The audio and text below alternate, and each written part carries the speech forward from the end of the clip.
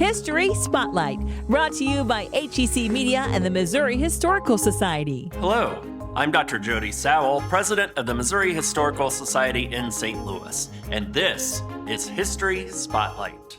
In the 1830s, a border dispute between Iowa and Missouri captured national attention when it escalated due to conflicting land surveys. Museum educator Andy Primm tells the story of what became known as the Honey War.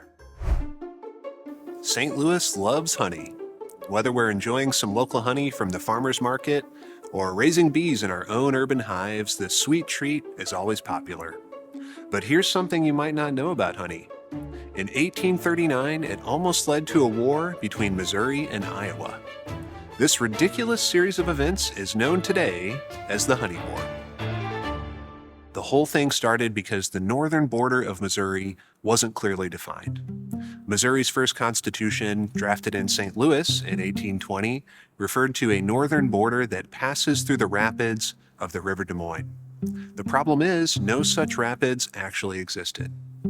Over time, several possible borders were proposed, but no one knew which one was correct. Then, in 1839, Missouri Governor Lilburn W. Boggs entered the fray.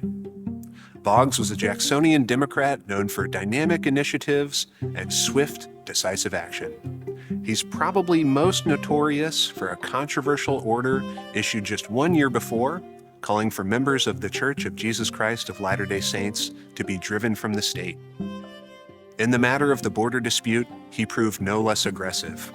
Governor Boggs strongly asserted Missouri's claim to the most northern boundary possible. Iowa, which was still a territory at the time, argued for a more southerly line. The two proposed borders were almost 10 miles apart.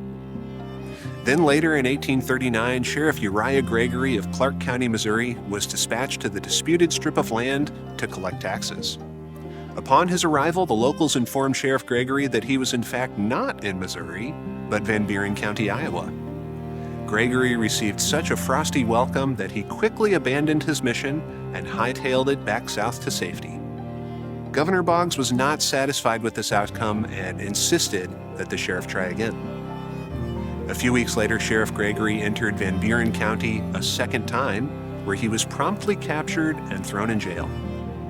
Though the good sheriff was released in short order, it wasn't long before tensions escalated even further.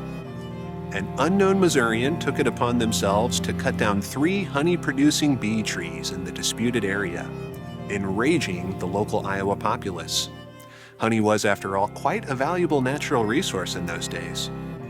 The miscreant managed to evade Iowa authorities and haul the trees away, but was nevertheless convicted in absentia and fined $1.50. In Governor Boggs' estimation, this was an assault on Missouri's citizens and property, and he viewed it as no less than a provocation for war. Never one to back down from a challenge, Boggs dispatched 800 militiamen to the border. Iowa Territorial Governor Robert Lucas responded in kind, sending 300 militiamen of his own. Both governors appeared to be spoiling for a fight, and bloodshed seemed imminent.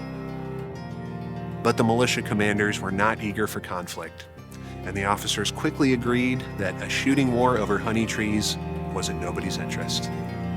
The governors then begrudgingly allowed the issue to be submitted to the courts. The matter was eventually resolved by the United States Supreme Court in 1849, which ended up splitting the disputed area roughly evenly between Iowa and Missouri.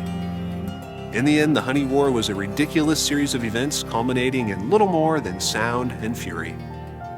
So the next time you're enjoying a delicious bottle of local honey, take a moment to remember the time Missouri and Iowa almost came to blows for the most petty of reasons. How sweet it is that cooler heads prevailed.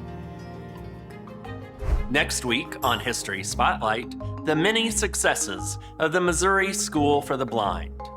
To learn more about the Missouri Historical Society, visit mohistory.org.